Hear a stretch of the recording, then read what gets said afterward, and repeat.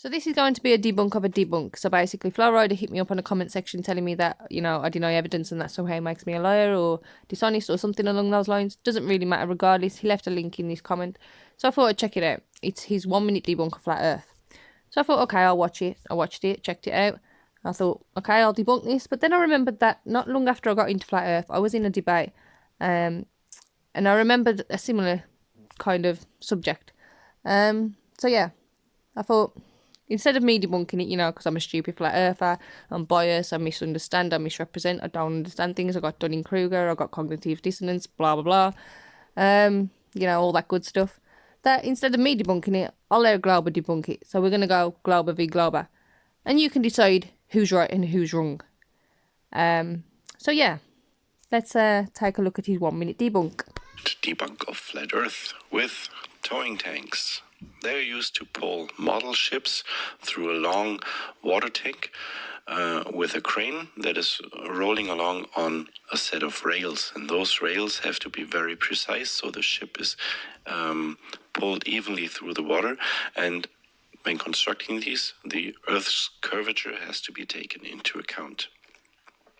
Most towing tanks are privately owned now, so no NASA military conspiracy going on there.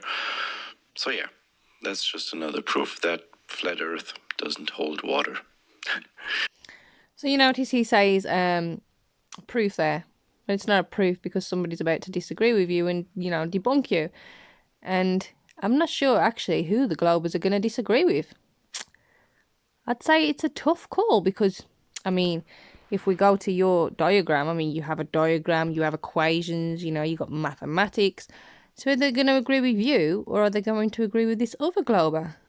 That'll be interesting to find out, actually, who they do agree with and who they don't agree with. So yeah, let's just take a look at your diagram. So you got the water surface and you can see that, you know, it rises up in the middle compared to the two ends. You got the rail, which does the same, obviously, because it's matching it and pulling it along the boat. So yeah, then you've got a lovely little equation here, lovely little formula that you can use to work out the mathematics. Yeah, to work out, you know, what you would need to work out kind of thing, this height in the middle.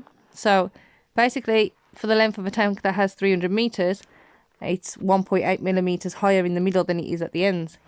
For the length of a tank, which is 1,324 metres, the height in the middle would be 34.3 millimetres. So yeah, it gets higher in the middle. So if we had an observer here, it would be higher in the middle. Fascinating. So I'd like you to remember that. Yeah, because that's exactly what that diagram is showing. And that equation showing that it's going to be higher in the middle than at the ends due to the Earth's curvature. So, let's take a look at a Glober debunking your debunk. So this is part of the debate that I was in, and basically, yeah, we was talking about water being higher and lower and curving and all this stuff. I realised now, actually watching it back, that they didn't actually realise the observation that I was on about. They was actually on about the Chicago skyline, I believe, the Mirage. Whereas I was on about literally like half a building missing. I'll have to see whether I can find the clip or the images and add that so you can understand what I mean. But yeah, let's just go for this little bit and so I can clear that up, and then it will also follow on to the debunk of that. I've seen your debate with one of the Nathans. I'm not sure if it's Nathan Alkley or Nathan Thompson in a tattoo shop, and he showed you a picture where you could see the top of the building over the horizon. Yeah, probably that one. And you could see the top of the building, but you can't see the bottom. I was thinking, if you was at the bottom of that building on the seashore, like, why can't you see the horizon up? So like it looks like a tsunami wave almost. I'm going to turn this over to Shaun Hufford, because Shaun Hufford is actually very well versed in that observation. Shaun, are you still with us? Yeah, I missed it. What was it?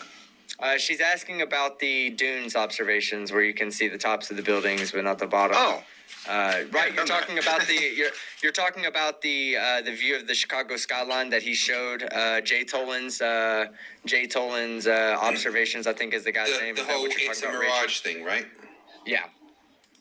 Yeah, that was actually done Well, he by. wasn't saying it was a mirage from what I gathered, but I'm just saying, like, if you was on the shore at the bottom of that building, why wouldn't you see the sea up above you? Because if it's hiding the building and it's up above the building, so it's like hiding the building, why wouldn't you look at from like out at the bottom of the building and see the sea up? Well, If that makes sense. I've actually been to Warren Dunes myself, where me and Rez Rhetoric took P900s to the top of the dunes, and then we took one down to the like maybe 20 feet off of the water line. And yeah, you can't see much of the buildings at all from down by the water. No, but I mean, if you was at the bottom, if say you've got the picture like that he was showing where the half of the building is missing. If you was on the other side of that, where at the bottom of that building, where you can't be seen because you're apparently behind the curve, why wouldn't you see the sea rise up? Because it's hiding half the buildings, it should rise up above you, like if you was at the bottom of that building. If that makes sense. Why would it have to rise up? The fact of the matter is the buildings are going further behind the curve. When you're Yeah, the they're closer going to the behind water the you curve, get. so they're going lower over the curve. So you But should the be water's at a not lower rising. standing at the bottom. But the water's not rising up because the whole time the water's below your eye line, the entire time. But it looks like it's rising up when you look at the building because it's missing half the building. Kind of like a hallway, Shaun.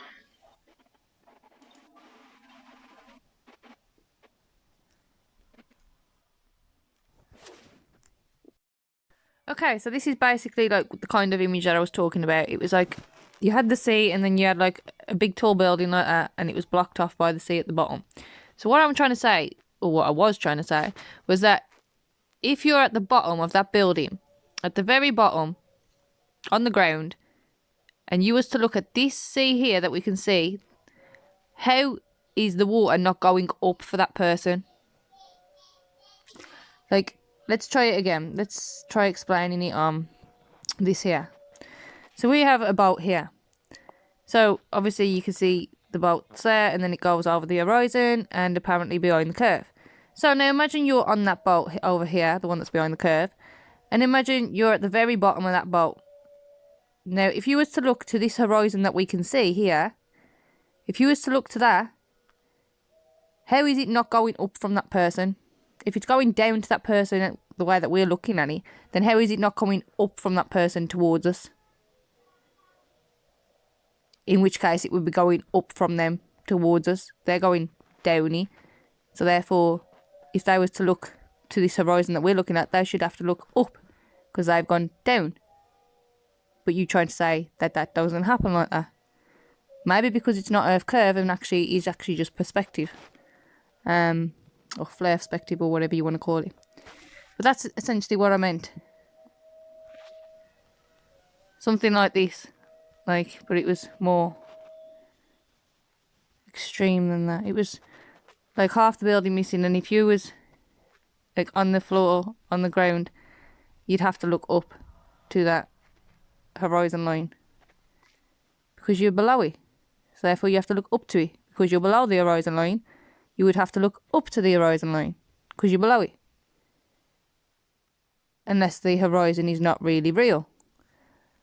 And there is no geometry to it, no geometric horizon, because, you know, they would have to look up to that, but that just proves it's perspective or whatever you want to call it, but it's not Earth curve, and that's basically what I was trying to say. If I can make a point there, so there's a. I think Rachel, you're a little bit confused about the geometry of what's being suggested, and a lot of people when they hear about the bulge of the Earth, they expect that, that means the water must be rising higher than the eye line of the observer. But actually, it's more a matter of if. Yeah. Okay. Let me jump in. I know what you're talking about. Yeah, go ahead, Tony. Go ahead. I see. You're about to do a graphic demonstration. I'll let you do that because I was about to explain the same thing you are. So go ahead. So if I'm here and I'm looking down at my other finger over here, part of that is hidden by the curve of the mouse here, but the mouse is always below me, right? It's not like the water is above. And similarly, when I'm over here, I'm actually on top of that curve, right? It's not that the water is above me. So down is this local thing, right? And it changes direction as you move around the curve, and that's the key thing. If you think in a two-dimensional fashion and say, well, the water, in order to hide it, the water must be coming up, the water must be rising. You've sort of stepped away from the actual geometry. The actual geometry is that you've got this curve, and you're looking around the curve, and everything is going to look down. From this observer, this is down. From this observer, this is that's down. So there's no. I think you just need to sort of get a basketball and put some stuff on it and say, okay, this is this person, this is what they see, and then rotate it so that this is what the other person sees. And I think if you do that, you'll get a better idea that, no, we're not saying that the water is higher in between. Yeah. In between the two observers. Does that make any sense? I realise what flat earthers say.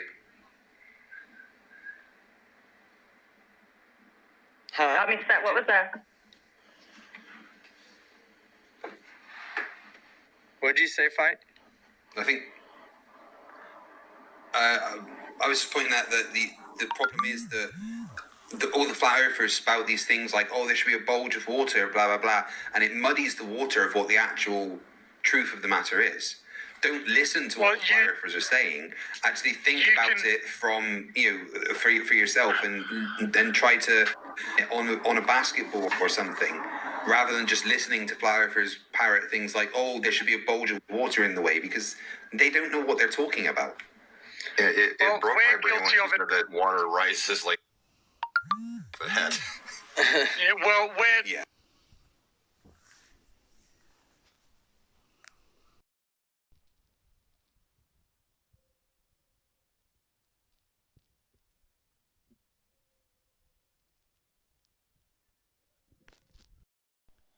I think you just need to sort of get a basketball and put some stuff on it and say, okay, this is this person, this is what they see, and then rotate it so that this is what the other person sees.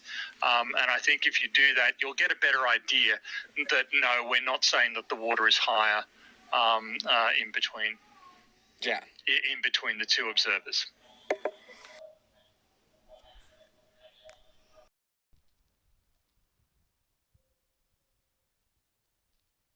It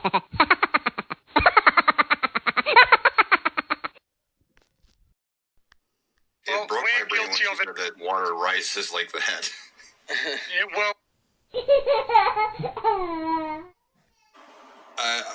I was just pointing out that the problem is all the flat earthers spout these things like, oh, there should be a bulge of water, blah, blah, blah, and it muddies the water of what the actual truth of the matter is. Don't listen.